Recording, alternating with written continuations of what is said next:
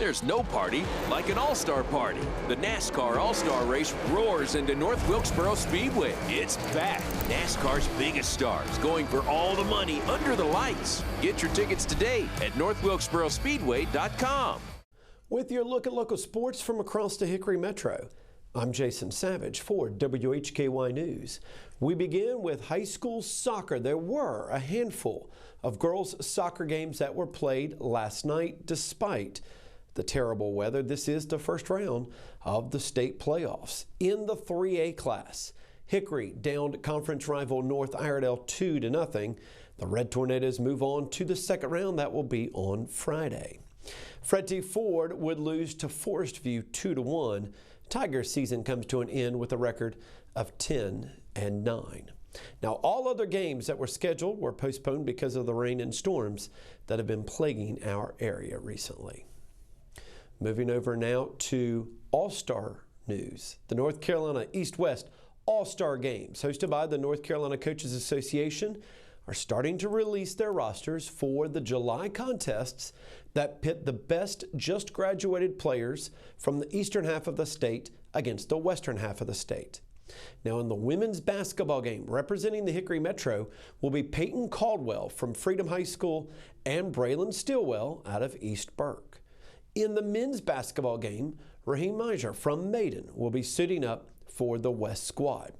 Now, both basketball games will be held Monday, July 21st at the Greensboro Coliseum's Novant Health Fieldhouse.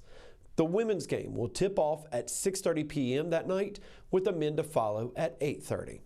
Now, the roster for the women's and men's soccer games that will be July 22nd will be released in the coming days, and the football all-star game is now played in December, just after the high school state championships, and as such, rosters are announced towards the end of the regular season.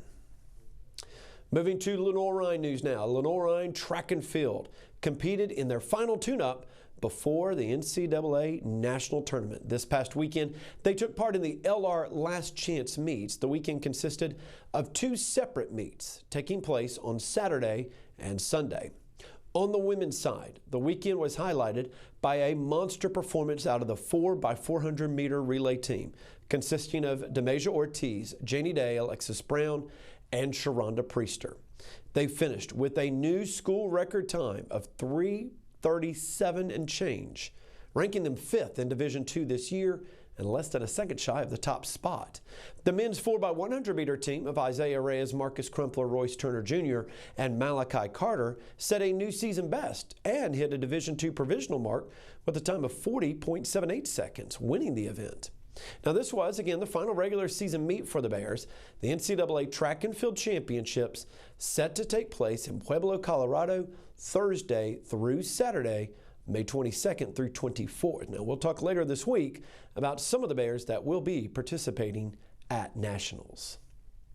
Appalachian State baseball saw Juan Carrera belt 2 home runs, including a grand slam that highlighted a 5-run 4th inning back on Sunday as the Mountaineers avoided the series sweep, winning 12-2 over South Alabama on the road. App is 22-28 overall, 12-15 in the Sun Belt Conference. They will conclude regular season play at home this week when they host Georgia State Thursday through Saturday in Boone at Smith Stadium. As always, you can find more details and the latest updates when you visit our website, WHKY.com.